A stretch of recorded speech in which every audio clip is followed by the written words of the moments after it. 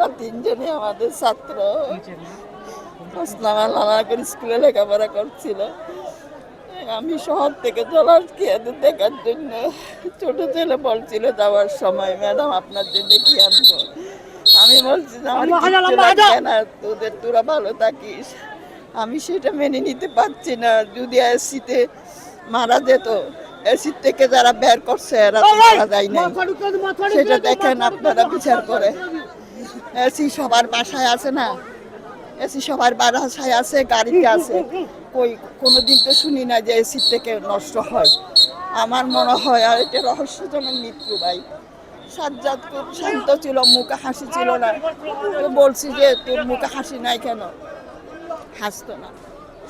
এটা আমি মেনে নিতে পারছি না আমাদের ছাত্রদের জন্য।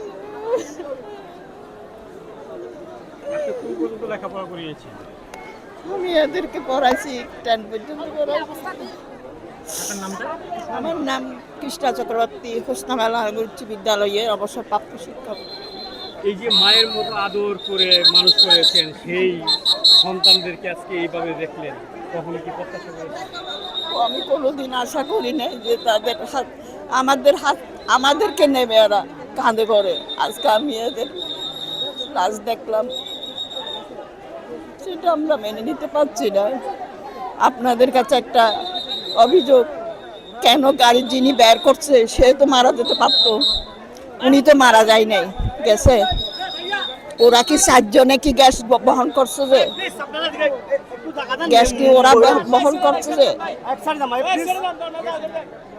আমার মনে হয় খাওয়ার মধ্যে কোনো বিষক্রিয়া হয়েছে, সে কারণে এইসব ঘটনা ঘটছে। তার এদের আত্মার সদ্গতি হোক, এটা প্রার্থনা করি আমি।